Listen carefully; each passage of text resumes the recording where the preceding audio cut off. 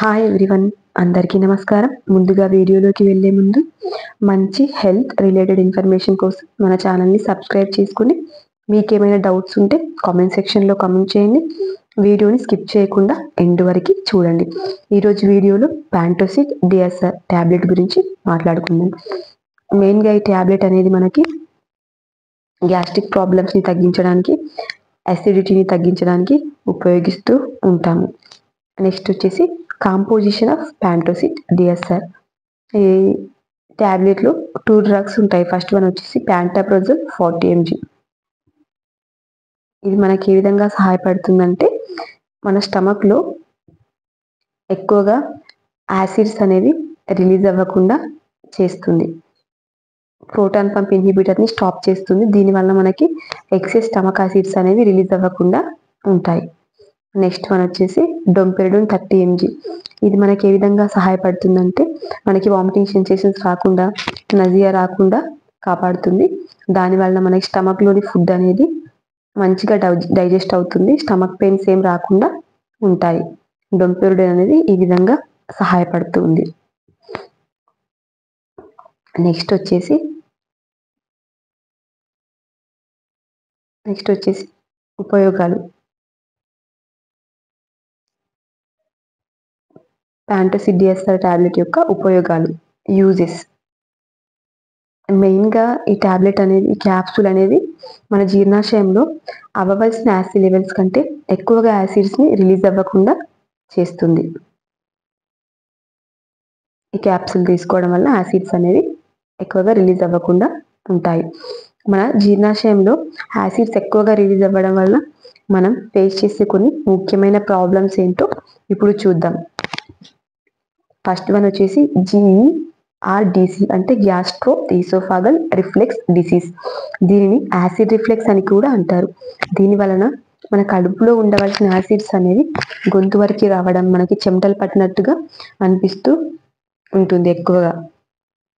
ఈ క్యాప్సూల్ తీసుకోవడం వలన ఈ ప్రాబ్లమ్ని రాకుండా చూసుకోవచ్చు. సెకండ్ థింగ్ వచ్చేసి ఈసోఫాగటైటిస్ అంటే food pipe లిన్నింగ్ inflammation.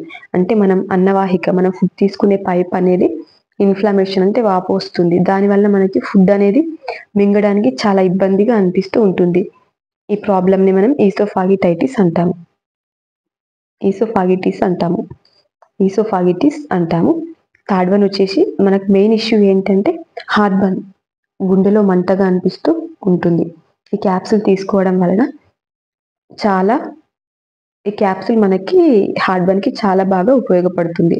Second thing వచ్చేసి మనకి పెప్టిక్ అల్సర్స్, స్టమక్ అల్సర్స్, వీటిని కూడా తగ్గించడానికి క్యాప్సూల్ ఉపయోగపడుతుంది.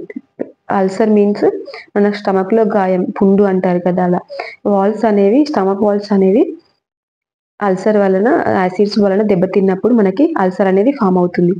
ఫిఫ్త్ థింగ్ వచ్చేసి డిస్పెప్సియా, ఇండైజెషన్ అంటే అజీర్తి. మనకు తీసుకున్న ఫుడ్ అనేది సరిగా డైజెస్ట్ అవ్వనప్పుడు ఈ క్యాప్సూల్ తీసుకోవడం వలన మంచి రిజల్ట్ ఉంటుంది. ఫుడ్ అనేది బాగా డైజెస్ట్ అవుతుంది. మనకి ఈ క్యాప్సూల్స్ని ఎప్పుడు సజెస్ట్ చేస్తారంటే ఏదైనా పెయిన్ కిల్లర్ ట్యాబ్లెట్ వేసుకునే ముందు లేదా యాంటీబయాటిక్ తీసుకునే ముందు డాక్టర్స్ ఈ ట్యాబ్లెట్స్ని మనకి సజెస్ట్ చేస్తూ ఉంటారు. మనకు ఆ టైంలో యాసిడ్స్ రిలీజ్ అవ్వకుండా, గ్యాస్ ప్రాబ్లమ్స్ రాకుండా, హార్ట్ బర్న్ లేకుండా ఉంటుంది. నెక్స్ట్ వచ్చేసి సైడ్ ఎఫెక్ట్స్, దుష్ప్రభావాలు. స్టమక్ పెయిన్ ఉంటుంది ఎక్కువగా, కడుపు నొప్పి, అలసట, వీక్గా అనిపించడం, చేతనవ్వకపోవడం అలా ఉంటుంది. హెడేక్ ఉంటుంది, తలనొప్పి ఎక్కువగా ఉంటుంది. ఫోర్త్ వన్ వచ్చేసి మనకు కళ్ళు తిరగడం, నోరు ఎండుకపోవడం, నోరు పొడిబారడం, డ్రైనెస్ ఇన్ మౌత్, ఇలాంటి సైడ్ ఎఫెక్ట్స్ అన్ని చూస్తూ ఉంటాము. నెక్స్ట్ వన్ వచ్చేసి డోసేజ్. ఈ ప్యాంటోసిడ్ డిఎస్ఆర్ టాబ్లెట్ అనేది ఎంత మోతాదులో తీసుకోవాలో ఇప్పుడు చూద్దాం. ఈ క్యాప్సూల్ని రోజుకి ఒకటి తీసుకోవాలి. మెయిన్గా ఎప్పుడంటే తినడానికి 1/2 అవర్ ముందు లేదా 1 అవర్ ముందుగా అని వేసుకోవచ్చు. ఈ క్యాప్సూల్ యొక్క డ్యూరేషన్ వచ్చేసి డాక్టర్ అడ్వైజ్ తీసుకొని మాత్రమే ఎన్ని రోజులు యూజ్ చేయాలి అనేది డాక్టర్ సలహా మేరకే ఉపయోగించాలి. వార్నింగ్ అండ్ ప్రికాషన్స్, ఎవరు ఈ ట్యాబ్లెట్ని తీసుకోకూడదు ఇప్పుడు చూద్దాం. ఆల్కహాల్ ఎక్కువగా తీసుకునేవారు ఈ ట్యాబ్లెట్ని డాక్టర్ అడ్వైస్ తీసుకొని మాత్రమే ఉపయోగించాలి.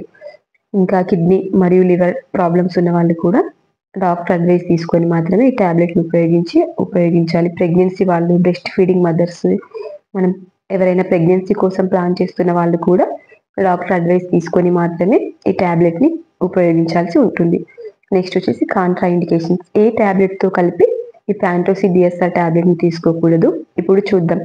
వార్ఫారిన్, బ్లడ్ థిన్నర్స్ అంటారు, ketoconazole, anti fungals, anti HIV drugs, next వచ్చేసి anti cancer drugs, iron supplements, methotrexate, వీటితో కలిపి తీసుకోకూడదు.